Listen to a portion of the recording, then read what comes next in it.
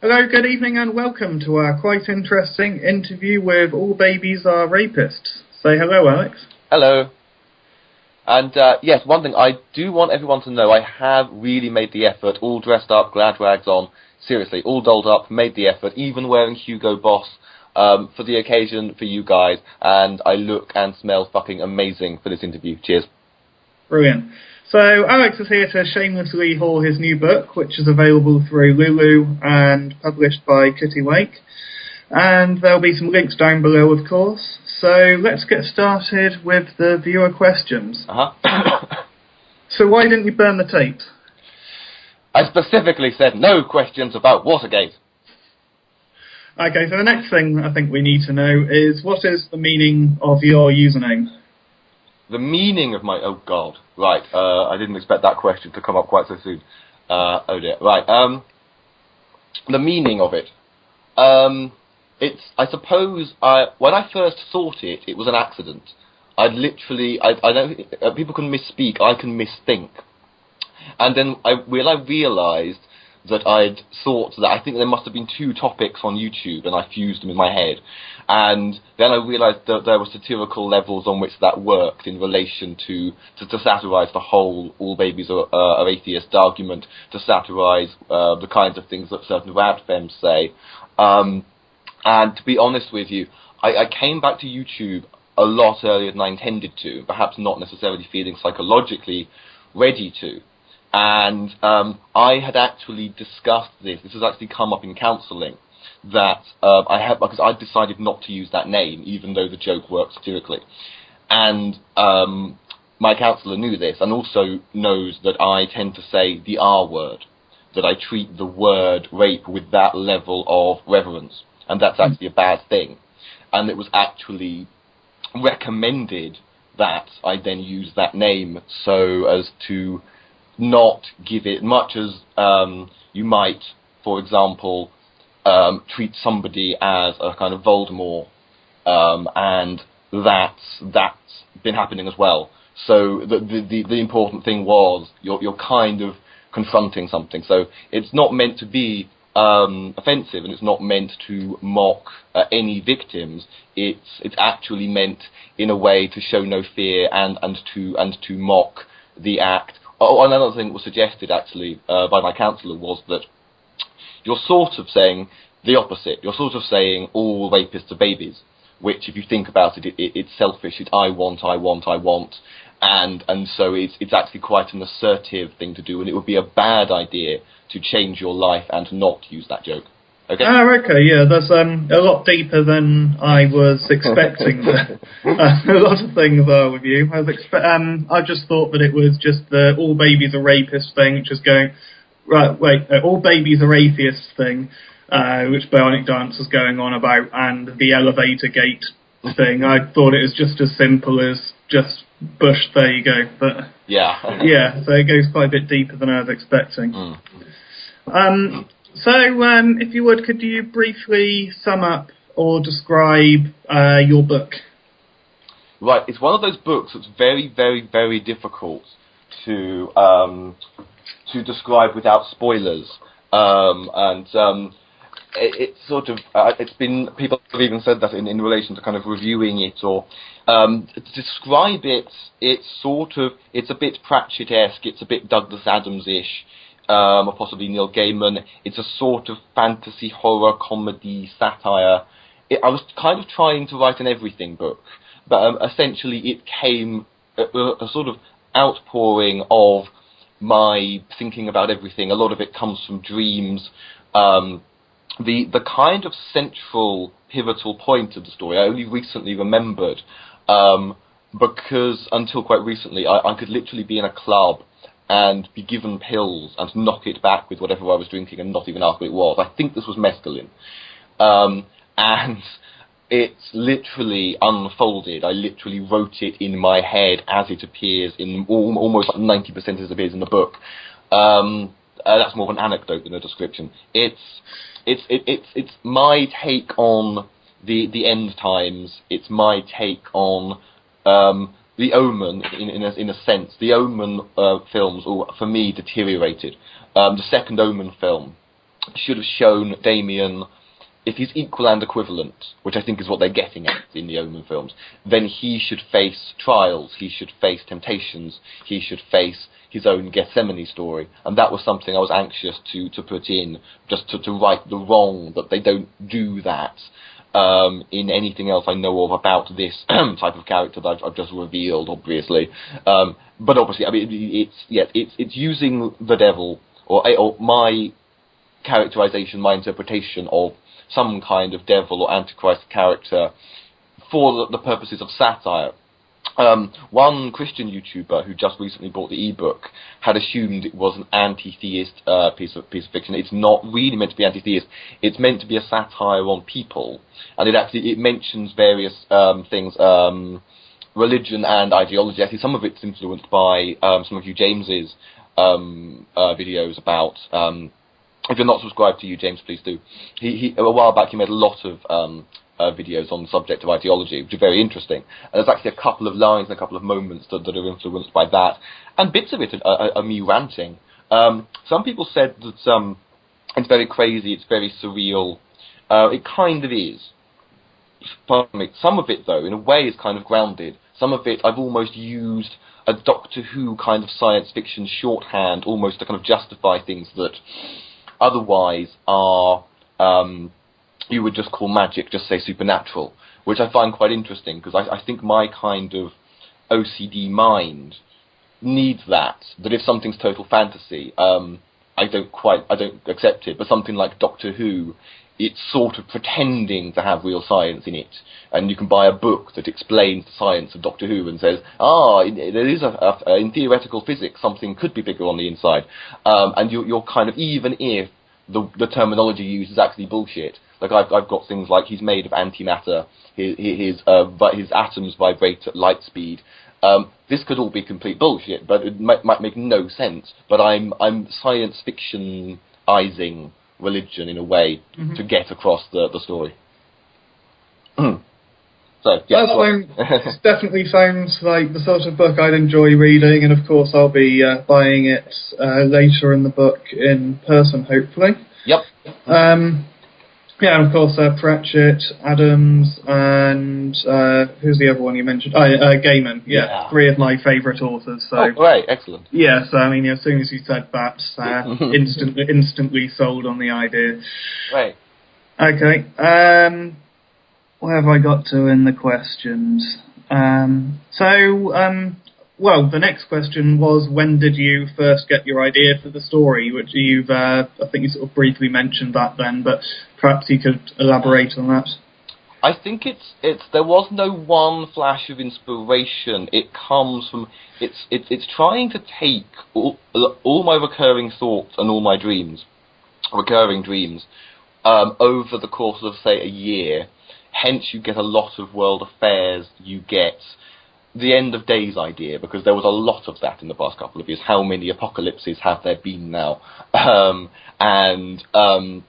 Actually, even though not religious, of course, perhaps perhaps identify more as an agnostic than an atheist, but certainly not someone you would call a Christian, but at the same time still thinking about those themes, those ideas, which I think, if we didn't think they were interesting, we wouldn't be here, you know. And actually YouTube, I think, influenced. Actually, even parts of the book actually do come from, some people may even recognise here or there a hint of, oh, hang on, wasn't that in a video of his? Or, that reminds me of something that came up in the big debate. Even bits of arguments, like saying to somebody, if someone says, when you feel the Holy Spirit, that's the proof of God. And you say, well, you're a Christian, but you know, what if somebody else said they felt something very similar, but they said Krishna, and the Christian said, oh, if you call the Holy Spirit Krishna, he'll correct you. And I thought that was funny enough to be worthy of inclusion. Yeah. And as I say, the nightclub thing, because actually one of the questions that YesIAmJames asked was, what drugs were you on? And I had to think for a bit. And yes, there was an influence of literally, I think, maybe the determining moment, because the book's actually almost written from the middle outwards. So the nightclub moments I've described of the gambit of the character, where I was sort of it unfolded almost like a mathematical equation of how would this character actually go about winning. And it just suddenly made sense, and the whole speech, the whole moment just existed. I've changed the location in my mind for a number of reasons. The opening chapter I wrote on the Hammersmith and City line in between Liverpool Street and Liverpool Street and Aldgate East on a day when I was in a hurry. Hence, I got the tube, but actually the train stopped for half an hour, and I could have walked that one stop in 5 to 10 minutes. One of those days. Hence, the contemplation of the horrors of the Hammersmith and City line. That's where you first meet the two main characters. The prologue to the book, which I think fits perfectly, and then goes on to influence things towards the end of the book. I wrote to be a comedy YouTube video, and then a sort of spoof of Genesis. And then I thought, oh, hang on. This belongs at the beginning of the book, which another thing was that it was originally called The Descent of Man because of the double meaning. But when I thought of, I remembered that a year earlier had written a piece of fan fiction called, a Doctor Who fan fiction called How to Lose Friends and Annihilate People. And I'm a big fan of How to Lose Friends and Alienate People, and I wanted to do a crib, and actually How to Lose Friends and Annihilate People works just as well for this book. And I think it's a better title than The Descent of Man, where you wouldn't even understand the joke of the double meaning until you'd read it. So it's kind of, you know. Yeah. Anyway, I completely drifted off topic there, but anyway. That's a pretty full answer there. Yep. So what was your involvement in Watergate? I made the tea. You made the tea. Okay. Nice simple answer. Did the name really seem like a good idea at the time? I presume that's the book. I'm not sure if that's the book or the username that question's referring to. Well, if it was the book, well, obviously I changed it. But people in the comments section can say whether they thought that the Descent of Man's a better title. But I went with, I just think it's funnier. The username, as I say, I wasn't going to use it, and I was literally kind of like officially advised that I should, and I'm stuck with it now anyway. Okay, next question. Do you think everybody should subscribe to Watcher Azazel? Yes. I wonder who asked that question. Oh my. Yeah, everybody on Earth should immediately subscribe to Watcher Azazel. So tomorrow morning he'll wake up and he'll have 7 billion subscribers. So, go ahead. Okay. So, how long did the book take to write? The actual act of writing, I'd say a year, but that includes a break of a few months where I kind of lost enthusiasm or I lost concentration or something like that. Yeah. But if you include the actual thought processes, there's probably another year before that where literally it might be the OCD, because things drive me mad. Thoughts drive me mad. Things that you can think about drive me mad. My recurring dreams drive me mad. And sometimes you can deal with it by writing. So in a way, the book was almost therapy. So it's interesting how it has a diagnosis. And also interesting that a book written by somebody with such severe OCD should come across as disorganized schizophrenia, when you would think they would be opposite. You would think it would be the complete opposite. Yeah. Maybe your book was an outlet for the disorganized side of you, or I don't know. Yeah. I'm making up bullshit now. It could be true. Yeah. How did you come up with that wonderful description of how the London Underground works in your book? Oh, damn! I've answered that one. Yeah, I was literally on the Hammersmith and City.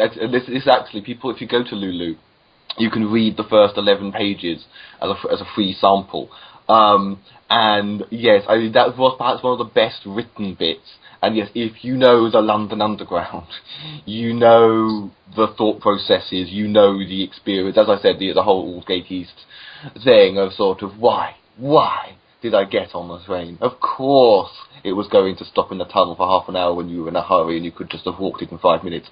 And I tie it in with atheism, because of the genuine belief that There is no way that the underground has managers. That's what I was actually thinking. I literally thought, A, they don't have managers, and B, if they do, they need to send one down among us for ritualistic sacrifice. I've got quite a funny train story. Time before last, I went to Wales. Yeah. The first thing I saw when I got out off of the train in Cardiff was a shirtless guy curled up, just screaming. Nothing wrong with him. He was just shirtless and on the floor, just screaming. And I've spoken to you. I've told Yuki about that, and Yuki's like, "Oh yeah, Screaming Terry." He's some sort of local celebrity around there or something. Right. Okay, so next question. What sorts of things make your OCD better or worse? Oh God, that's better or worse? Right. Oh, that's what you mean? Because I was on. Normally they give you antidepressants because most antidepressants are to do with neurotransmitters, but I tend to find that the actual side effects of antidepressants make me worse or in different ways, you know. And there was one that worked, except it fucked your heart up, and now you have to go on an ECG, which was quite annoying actually. It was venlafaxine, worked in every way, but I knew I was having palpitations. I complained, but it was completely ignored, very nastily, very rudely, just dismissed. They wanted me to go on a double dose of something that was affecting my heart adversely, and I was like, no, they nearly made me go on this. And since then, you have to have an ECG to be given it. So I was right all along. In fact, the fact that they put me on a double dose, it's probably too long ago now, but you could sue over something like that. That's... But generally, I try to customize the idea of cognitive behavioral therapy, which has a variety of methods to it, because essentially it's training the brain to think differently, and you try and block, and you try and divert. I tend to cut. There's even actually something from Doctor Who. I don't know if you know the Dalek one with the eggs. Of trying. No, I haven't seen that. She's trying not to think exterminate, as the Daleks are trying to get into the night. So the bad thoughts, or the unwanted thoughts, or the useless thoughts are Daleks. And if you're still saying eggs, I actually once jumped back and shouted eggs, because sometimes these methods, these trip switches, I call them, come out in that way. So you almost make yourself have Tourette's. And I jumped back and went, eggs, to stop the thoughts coming. Luckily, I was in a supermarket. So I just acted as if I'd forgotten eggs, went to the dairy aisle to try to hide the fact that I'm insane. Yes. Sometimes I like to imagine that the thoughts are kind of assailants, and you are being assertive, and you know self-defense, and it's like sort of a hand up to their face, no, and you can then actually manage to blinker yourself and actually concentrate on the thoughts that you should be having. Because essentially OCD, although people think of it as, oh, I'm so OCD, and they think of the very superficial kind of tip of the iceberg, washing your hands a lot, or everything has to be in alphabetical order. What's happening in your brain is that not all the off switches work.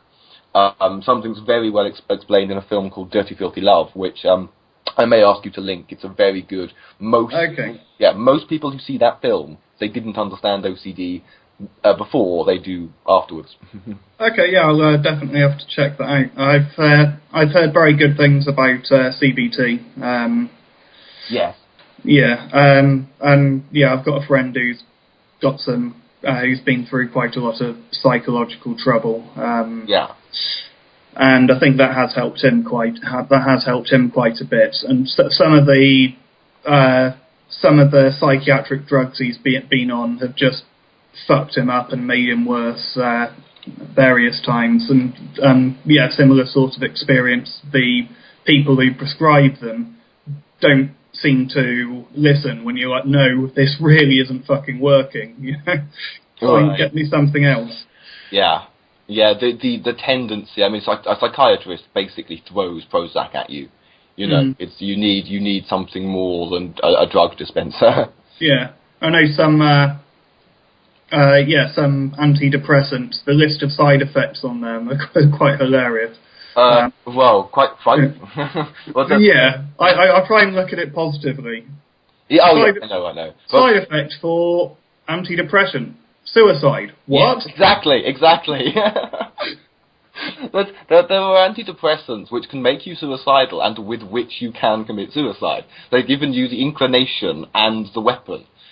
You know, here's a loaded gun and a reason to shoot yourself with it, all in one. Yeah, although I suppose, you know, if in a small number of people it does make them more suicidal, having, I don't know, it could be a double-edged sword, you know, having the side effect there may work as a placebo to implement that, or it might work as a warning, like, you know, if this isn't working for you, tell someone immediately, because it's only going to get worse, you know. Yeah. But yeah, I mean, the brain is so complicated, and with many sort of neurological disorders, they have positives and negatives, and if you have a drug which works on some of the negatives, then it'll of course get rid of some of the positive aspects of it as well. Yeah, well, I think because I'm quite neurotic and paranoid, I do read the side effects, and then I've sometimes literally just not been able to take them because, as I say, once I get an idea in my head, it's there. So it's sort of like, shit. I mean, I think it's very common among people with OCD to be scared of medication, which is a whole new problem in a sense. Although it can be wise, you know, this will make you kill yourself. Okay, I'm not taking that. Yeah. Okay. So, next question: what sort of things make OCD better or worse? Oh, right. We've done that. I suppose I could bang on about OCD altogether, but technically that's a duplicate question, isn't it? Yeah. Yeah, no, that was intentional. Okay, so how debilitating can OCD be for some people? Unbelievably, it's one of those problems where you want people not to treat it as whereas schizophrenics have the problem of people fearing even the word schizophrenia.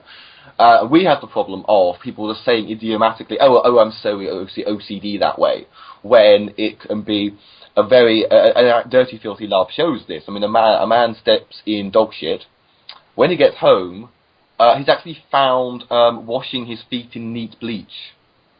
I've not had a problem as bad as that, and not all OCD is a stereotype that it's all about cleanliness. Even Glee, which as a TV show is better than House when it comes to this, because they do treat it as an illness and they do treat it seriously. The Emma character has OCD. It's always has to put on gloves to eat food, always cleaning. I have had things like that as a teenager.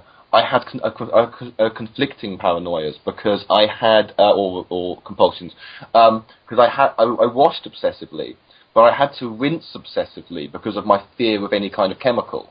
And you can't not use soap or shower gel, you can't not use shampoo, but I would have to rinse so ridiculously thoroughly. I don't know how long most people shower for, but my minimum would have been something like half an hour. And people not understanding that you're not just being a selfish teenager, it takes you that long to wash and rinse that much. You couldn't, it has to be done in a particular ritualistic way. Like, however, the thing that affects has affected my life worse is getting up and having to check that you've not left anything behind. Which, like so many things, is a rational thing to do, like checking you turn the gas off, but only once. I'm always checking the thermostat or something. My mate Kate, who has terrible OCD, what she does, she has to close the shop, and when she gets back to home via the tube, she used to go, did I lock the shop? I'd have to go all the way back again. Her method, actually, she takes a photo of the door of the shop completely locked, shutters down, padlocked, As she's about to get onto the tube, she texts the photo to herself, so she gets it when she gets home, so she doesn't spend an hour travelling back to the shop to check again. I used to have a ritual of getting up from the bench on the train station, looking back to check, not left anything behind on or around the bench, and it would be left shoulder, right shoulder, step forward. Yeah. You think you haven't done it right, you keep doing it. And I would say where it's debilitating is where you don't get the train. Where you don't get to work, don't get to wherever you're going, miss your connecting train, because that's actually fucking your life up, you know? Yeah. Okay. Will there ever be a time when schizophrenic authors dominate the literary landscape instead of them fucking vampires, zombies, Also, will you pledge your loyalty to the seven-headed golden giraffe? Right. I think I'll have to say a very emphatic and enthusiastic yes to both of those questions. Excellent. Who is your favourite Doctor? Ooh, that's tricky. I have to treat classic series and new series as separate entities.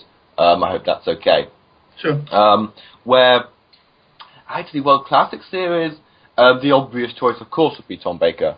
I'm very, very keen on William Hartnell and the very, very early Doctor Who's. But obviously grew up, of course, with Colin Baker and Sylvester McCoy, so I have a lot of affection for them. But I'd say, trying to be as objective as possible, and given that Tom Baker had 7 years, so you've got a lot of good stories to choose from there. I would say Tom Baker. New series. I suppose, I don't know, I feel guilty saying it, and maybe it's just because he's new, or maybe it's because he's close to my age and in my circle. Me and Matt Smith actually met in a pub once. He wasn't Doctor Who at that point. Yeah. And he's in similar kinds of circles, because I know a lot of young actors, and so, or I'm acquainted with those sorts of circles, and he's very, very nice in real life.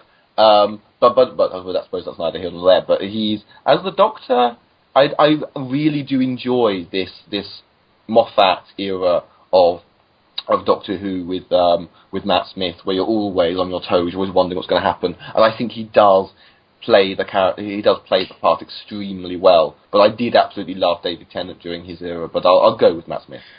Okay, good answers. And which Doctor has embarrassed themselves the most afterwards? Oh, right. Has embarrassed themselves the most afterwards? Well, that's tricky. I suppose it couldn't be Hartnell, because he didn't really do much after Doctor Who. I mean, he left because he was ill. Troughton, I think, had a pretty good career after. Pertwee never stopped working. Tom Baker, Tom Baker, well, he's naked in Life and Loves of a She-Devil, if that counts. Is that where, presumably he wasn't embarrassed by that, or he wouldn't have done it. I don't know. I'd say the amount of weight that Colin Baker gained could be described as embarrassing. Other than that, I don't know. I would say, having met some of these actors, I think perhaps I've met all of the living. No, actually, I haven't met Tom Baker.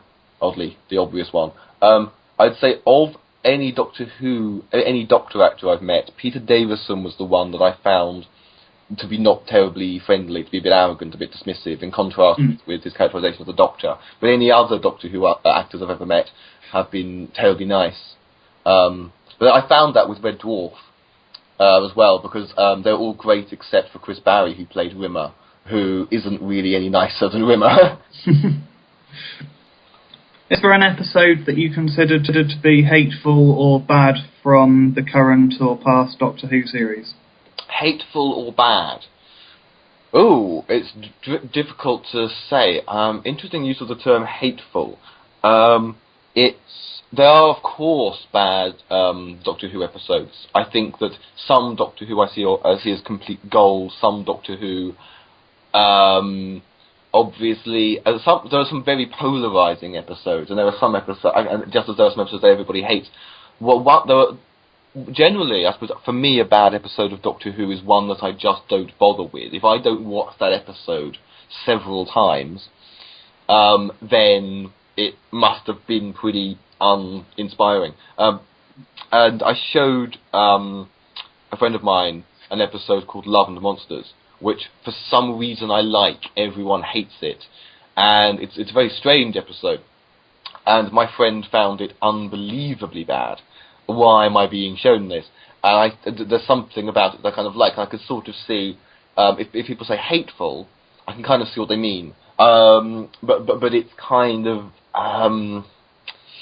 in terms of like this sort of, I don't know what I think of as the. There's never really an episode that I can think of where I go, that was complete and total utter shit. But there are definitely episodes that are a bit meh. They're a bit nothing. but then it kind of, but when you have gems like Blink, Family of Blood, Silence in the Library, you know, it kind of it makes up for it. There's always enough that's extremely good and stays with you and is inspiring to make up for the fact that bad means forgettable. Well, you forget them because they're forgettable, so it kind of doesn't matter to me. Yeah. Yeah, all those questions. It's like, I haven't watched that much Doctor Who, so. Well, yeah. Did you ever know the old series, or you just? I did watch some of the old series. I don't remember it that well. I was never a huge fan, but I'm not one to follow the crowds, and since everyone else absolutely loves it, I've just never really got into it. Yeah, well, if I was American, I'd probably really like it because it's, it's. Not am British. Exactly. I'd say like Americans think Stella's posh. Wow. I know. Who was it? I can't remember which YouTuber it was. Someone in the atheist community. They did a video and they're drinking a Stella and they thought it was posh. I just had to say in the comment section, do you know what they call Stella in the UK? It's something to do with wife beating, isn't it? Yeah. Okay, so next question. Would you say you like comics, and if so, which ones? Comics. I've never been into, oddly enough, I've never been into the science fiction or superhero kind of comic. You would think that I would be. Apart from the actual Doctor Who comic strip in Doctor Who magazine, and I did read the Dalek ones, I suppose, because they were in the annuals that I used to collect. But oddly enough, growing up with dyslexia, with a number of things I have, I had, of course, difficulty reading. And I was very enthusiastic for a comic called The Beano, which is I think we only have in the UK. Yeah, I used to read it when I was very young as well. Yeah. Because it's a comic book, it's easier because you don't feel that words are being thrown at you. So I would actually seriously say, although I had learning support and things like that, that through my mastery of I can now read a whole copy of the Beano by myself, I think the Beano helped me with dyslexia and helped me to learn to read, as odd as that sounds. Awesome. Let's see.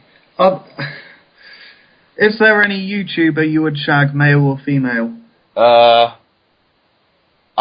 question should be rephrased as which ones wouldn't I shag? I'd say 90% of people on YouTube, male and female, I'd give it a go. Really? Yeah. Fair enough. Why not? Yeah, you can tell. I don't know who it was who asked that question, but because they used the word shag, it's got to be someone English. So they're nearby then, right? Huh? So they're someone I could travel to then. Excellent. They can come to. Yeah. Yes. They now know that they have a 90% chance that you say yes. Exactly. Brilliant. Fantastic. Yeah. So, what's the difference between Southerners and human beings? I think they meant Northerners there. Yes, of course they must have meant Northerners there. They must have. They're Northern. Of course they're going to make a mistake like that. Of course, too many bricks will do that to their brain. Yes. I think I've answered that now. Yeah. What's the best video game you've played? Oh god, I very, very rarely play video games. As a kid, like every other kid of my generation, I was obsessed with Super Mario Brothers. I had the original, I had the NES, and then I had the SNES, and I never progressed beyond that video game-wise. So almost, if it isn't Super Mario Brothers, or well, classic Super Mario Brothers, which would look very crappy to kids now. If it isn't that, I don't know. I've never played too. Yeah. So I've never, Yeah. I was brought up on Sonic rather than Mario. And I was given a Master System, and then of course I got a Mega Drive on from there. Right. I played I've played SNES a little bit, and from playing a lot of those games recently on emulators, a lot of the games which I missed out on, I really wish that I had SNES now instead. Yeah, it's a shame that I suppose very few kids could afford both. I got the Nintendo for Christmas, of course, and 2 games came with it, and there was always that divide. Everybody in the playground, they've either got the Nintendo or they've got the Mega Drive. Yeah. When I went to a friend's house and tried playing Sonic, I was so used to how Nintendo is, and I'm a creature of habit, that I couldn't play it because once I learn things and I have routines and I know how this works, and so you're treating a Sega like it's a Nintendo, and it doesn't. It looks very different as well. The Sega probably was better in many ways. The Sega was better in one way. When they were advertising, I've seen these adverts on YouTube recently. I don't remember them from being a kid, so maybe it was only in America. But they, Sega had the slogan in the advert, Sega does what Nintendo don't. And they went on about blitz processing. And it turns out blitz processing is complete bollocks. Right. It was basically what they did was like a top trumps thing. The Sega, the graphics card on the SNES was superior in every way. It could handle better sounds. It was better in all sorts of different ways. But the Sega's processor was a bit faster than the SNES. So they just picked the one thing it beat them in, and then they're just like, ha. Yeah, that's what they do. Yeah. Yeah. But it was quite an advancement because I think the first computer games that I can remember were things like my brother had a Spectrum, and you put a cassette tape in and it took half an hour to load and it made an awful noise. And so you played these very blocky kind of beep beep sorts of things, and the Commodore as well was one. And then it seemed to me like a revolution that something like Super Mario Bros. Or Sonic the Hedgehog suddenly arrived. Whereas nowadays, I suppose you'd look back at things from the 80s and 90s and think that they're crap. But as I say, I didn't develop beyond that. I just never... Yeah, it was certainly a huge leap from like the Spectrum and the Commodore and stuff. Yeah. Remember, I bought an old Amstrad machine, which is very similar to the Spectrum. You put the cassette in it takes 20 minutes for it to load. Right. Some of the tapes fail 3 out of 4 times, so it can take you an hour to play a game. But yeah, I was quite pleased with that purchase. I paid $7.50 for the computer, the screen, and a whole bin bag full of games. Yeah. Wow. Those were the days. I think the thing I mainly remember actually was other than the fact that actually Nintendo I associate with the first learning that I had OCD, because I did a lot of things around that age, 7 or 8, 9. I used to have to spin in a complete circle, for example. So obviously I got teased and bullied quite a lot as the kid that literally spins in a circle, which is almost a metaphor for how a lot of OCD works. So of course you're playing Nintendo, of course you have to tap it 5 times and get that perfectly right before you can begin the game. And then if something fucks up or distracts you, reset completely, because once you got to a certain level you don't have to repeat exactly the same thing. But I also remember the Christmas I got the Nintendo, the NES, completely fucked up my education for that year, because you were so addicted, it was all you could think about. I want to get home and play. That was all you could think about all day. Yeah. I think that's quite normal for a lot of people who play games. Yeah. I suppose that's why they become game developers, because it's all they can think about. Yeah. One thing which was good with the Spectrum and the Commodore and those kind of things is there was a lot... It was quite easy you could develop games for them yourself far easier than you could with the later consoles. Right. A lot of bedroom developers and stuff. I had one game on the Amstrad which is just called How to Be a Complete and Utter Bastard. Excellent. I'd buy for the name, yeah. It was just weird, like you're in a supermarket and you just like piss on the shelves or something for just no reason at all. It was, it was just the sort of thing which obviously wasn't published through a reputable publisher. Someone had just made it in their bedroom. Excellent. Okay, that game is already my favourite, and I haven't even played it yet. Okay. There you go. It's shit, but yeah. Okay. Actually, can I ask? Actually, I just thought it occurred to me. No, this is something really embarrassing. You know that game? It's sometimes called Wall. It's sometimes called Breakout. You've got the paddle that goes beep beep, and you hit the balls to break the bricks. I've got that on my phone. That's my favourite game, and actually, I loved it as a kid. It's very basic. You're just hitting a brick with balls. I love it. In fact, I actually made a Breakout clone yesterday. Wow. Send it to me. Yeah. Okay, yeah, sure. I'll send it to you later. And you'll see it in a video today, or probably tomorrow or the day after now. Because I'll be able to do this upload. Cool. But yeah, I've made it intentionally shit for a reason. Fantastic. And if you watch the video. Okay, so what label best summarises your worldview? What label best summarises my worldview? Oh, fucking hell. I would say I don't do labels, but it'll just sound like a cop-out, won't it? I wish... I'm an A-labelist. Oh, yeah, okay, there you go. Yeah, I'll steal that, thank you. Okay, you answered for me. I was being pretty sarcastic, but yeah, fair enough. I'll go with that. That'll be my next channel name, I think. Oh, sorry, I'm just dying a little bit. Yeah. I'll be... Everyone seems to have some kind of cough or cold at the moment. Yeah. I smoke like 1 billion cigarettes a day. So I'm not much better, actually. I bought an e-cig and broke it on the first day.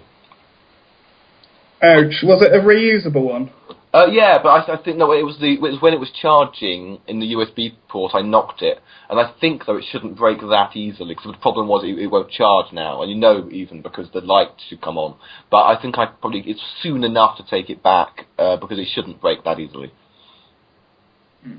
I've actually got one charging in my computer right now, as it happens, as well. Aha! Well, too many coincidences today. It is. It's very, very freaky. It sure is. Okay, so next question. Is it animal, vegetable, or mineral? Right. Is that the whole question? Yes. Right. Right. Is it animal, vegetable, or mineral? Okay. I'll pick something. Okay, I've got a ketchup bottle. I'll say that's kind of that's vegetable and mineral. So there you go. A ketchup bottle is both. Yeah. And is fruit considered a vegetable even when it's metaphorical? Ah, right. Is fruit considered a vegetable even when it's metaphorical? Well, this of course comes from 20 questions or 20Q. And what this person is forgetting is that you're also allowed other and unknown. Metaphorical fruit is a reference to my book, which is also a reference to Genesis, which makes it metaphysical fruit, and if it's metaphysical, then by definition, it's unknown. Wow. That was a very good answer to a very strange question. I'd just be like, I don't know. Why are you asking these weird questions? Okay, so who's more loony, the loon or the loon who publishes him? Yes, I will admit, actually, I had this thought. I'm guessing that is my publisher asking that question. I can't remember who else I've asked that. Well, I'm not meant to know anyway, but it's fun. You're not. Oh, no. You're allowed to guess. I mean, come on. I'm guessing. I'm not going to be like, no, you're not allowed to even think. Don't engage your brain for those sort of questions. I actually even thought that. I could not believe somebody would publish that book. I also can't believe I haven't been killed for it yet. It should definitely, as We Think on Ice so correctly said, it has to make it onto the Catholics' banned books list. But I know another writer, I think it was YesIAmJames, who said that's his lifelong ambition, is to publish. Never mind winning a literary award, never mind writing a bestseller, if something you write gets banned by the Catholic Church, you've made it. Yeah, that's got to be, for any atheist who writes, that has got to be the number one goal. I mean, it would also be quite an accomplishment to be getting death threats from radical Muslims or something like that. But yeah, at least getting on the banned book list is a bit of a safer option. Yes, definitely. But yes, I would be so pleased. I'm surprised by the total lack of negative attention over the book. But I honestly did think, oh my God, someone's crazy. But I always think that if I actually get a job or I get onto a course, my whole life it's like they accepted me. Tossers. You're mental. You don't know what you're doing. Okay, so yeah, 3 questions in one here. Why should I read the book? Will my brain function after reading it? And if it still functions, why? The book is sort of thought-provoking, I hope, but may also do your head in. And it's one of those books that is definitely saying something. It makes me think of the Douglas Adams line. One is left with, when they're reviewing the Vogue on poetry, one is left with an astounding, astonishing, clear insight into whatever it was the poem was about. And you know it's about something. You know it says something. It's trying to say a lot, but through an LX filter, which perhaps is what gives it its unusual quality. A couple of people have said, if nothing else, you will never have read anything like it. Perhaps that's the reason why. So, the first part of the question: why should you read this book? Why should you buy this book?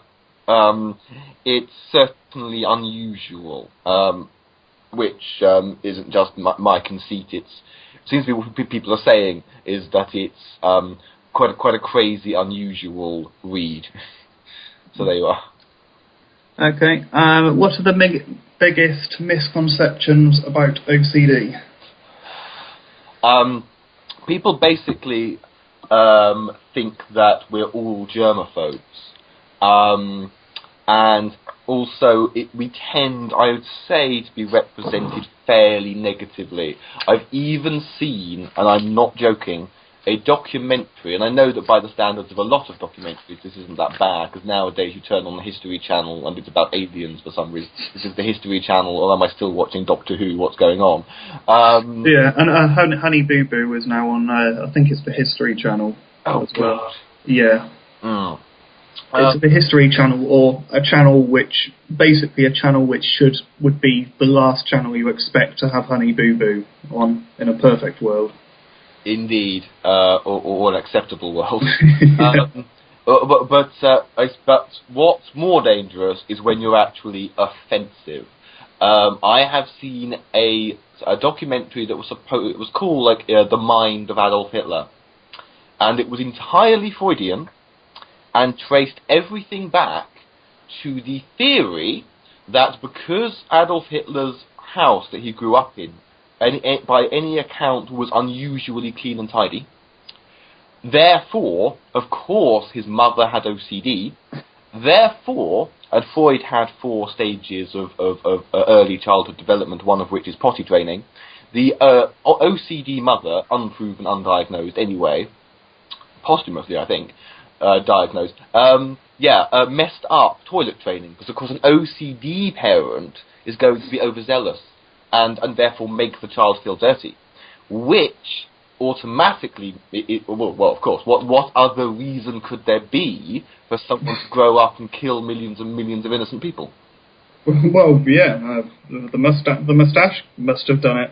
The moustache must. If not that, yeah. If not that, so presumably then, Gaddafi, Mussolini, Stalin, Hussein, they all had obsessive-compulsive mothers. So obviously we must all be sterilised, because if I have a child, then it'll end up in a whole new Holocaust. So there you go. Yeah. Wow. Moving on. Is it okay to torture a terrorist for information? Why or why not? It depends how you're defining torture, because I would say that if you know for certain you can save lives, if there is a bomb that's about to kill people, and you really think the only way, and the clock is ticking, and you really think the only way to save those lives is to inflict a certain degree of, under controlled circumstances, a certain degree of temporary pain and temporary harm on someone, if that seems to be the only option to get the information to save those lives. But for the most part, I think that any kind of torture is bullshit. Yeah, I agree with that. Probably more articulate than I would have put it as well. Oh, thank you. Yeah. So imagine you are out in the woods, you stumble upon 100 natives who have been captured by militants. The militants tell you that if you kill one native, they will let the others go, but if you don't, they will all die. Would you kill the native or not, and why? Oh, fucking hell, I'm being asked ethical questions. You are, yes. Right. Okay. Thank you, James. If it's not him asking the questions, I wish it were him answering them. Fuck, I couldn't even take that question in. Can you repeat it? Okay, so you're out in the woods, stumble upon 100 natives who've been captured by militants. The militants tell you that if you kill one native, they let the others go, but if you don't, they all die. Would you kill the native? So we're going, but am I going to say that you sacrificed the lifeboat to save the ship? Yeah, directly involved in the killing of one person to save 100. But they all die, including the one which you would have killed anyway otherwise. Well, then but you're not directly killing. So pragmatically, you're taking on the burden of living with being a murderer. But then, well, alright, cynical as it sounds, I would actually say that you are not a murderer of one, you are a minus murderer of 99. And I'll quote Spock and say, the needs of the many outweigh the needs of the few. So I'd even say it's more heroic to take on the burden of the guilt. You, James, would say it doesn't alter the fact that you're still a murderer, and I'll accept that, but accepting that is actually part of and that is the burden of the leaders live with that.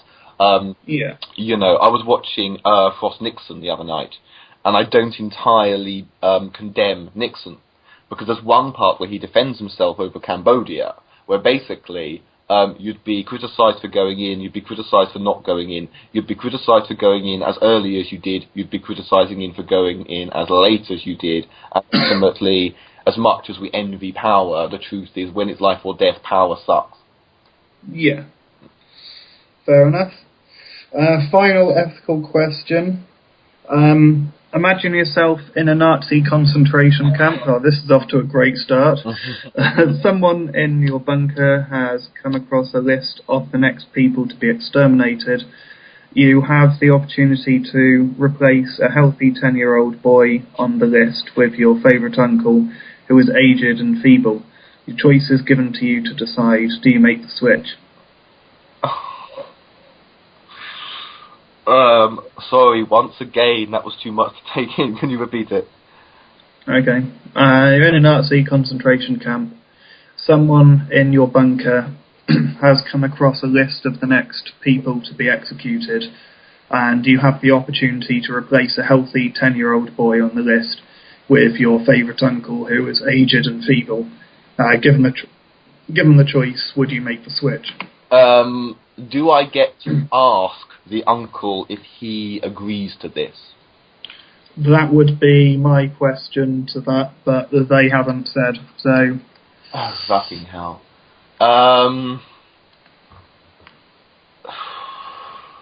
You are picking and choosing who gets to live and who gets to die, which is wrong in the situation, though. Again, I would be pragmatic. I would do it, but I would hope that I would have the opportunity to ask and clear it with the decrepit old. Yeah.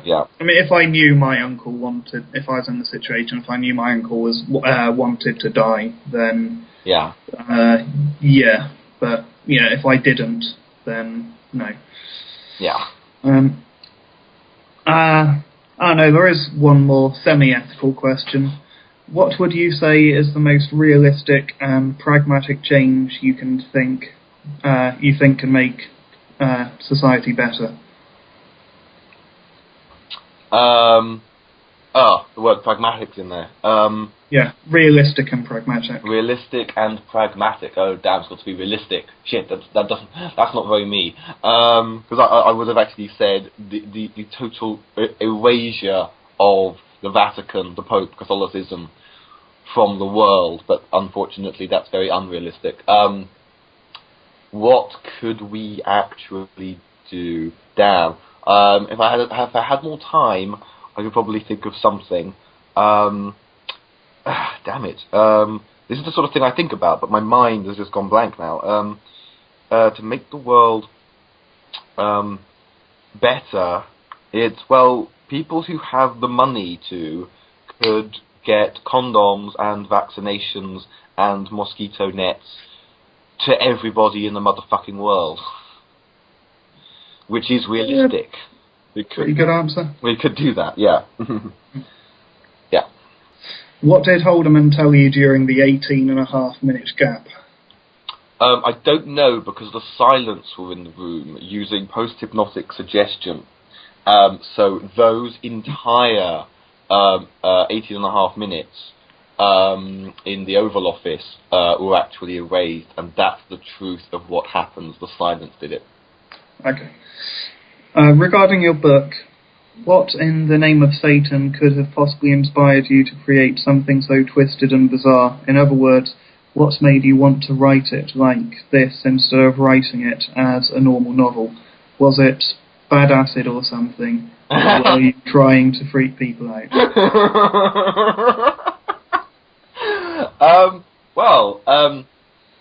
As I say, was it bad acid? There was an influence of a combination of mescaline and alcohol. And mescaline, of course, is it's made from cactuses, so but it does cause hallucinations and things.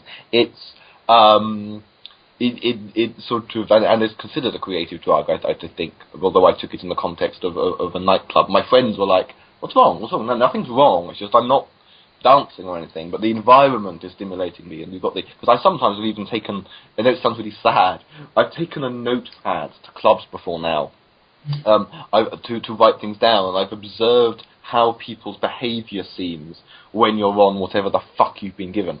So there is a drugs influence, there's a dreams influence. What inspired me to write it the way I did it naturally, things like how paintings tell you what they are or what they should be, so do books. And I dare say the book to some extent reflected my state of mind at the time. Or I would say that I must have been quite agitated by the world, quite agitated by religion, and kind of some things you have to write. It sounds pretentious, but it's true. So and also the urge to try and get into the character, because actually, the devil's been mentioned, so this is already a spoiler-heavy interview. Writing it almost like it is the gospel according to the devil. Almost, the devil's finally getting his say. And part of the original. That's it. Yes, the original concept on paper was, if we believe in freedom of speech, and the devil sees this and turns up and says, well, you have to include my gospel then, you can't say no.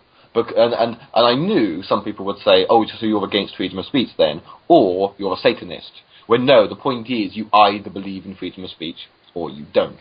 And so are you, supposing we're to entertain, A, that the Judeo-Christian / Muslim mythology is correct in some way, that concept of the universe is correct in some way, and B, that there is a literal Satan character, which obviously you and I don't actually believe, but if they did, you would have to say, if the devil shows up, no, you've got to put my gospel in the Bible as well, you've got to agree, or you don't believe in freedom of speech. And actually, we do extend freedom of speech to radical Muslims, to neo-Nazis, to people who believe horrible things, including that it's okay to kill innocent people.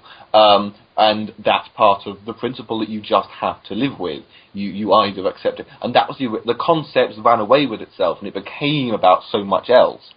But now I think about it, yes, I'm glad to have been reminded of that. So there was an intelligence behind it, but there were also shitloads of drugs. Excellent. Okay. Well, that's all the questions we have time for. And until next time, comment, rate, subscribe, and I'll see you soon. That was fun. Thank you, YouTube. Thank you, everyone. Goodbye.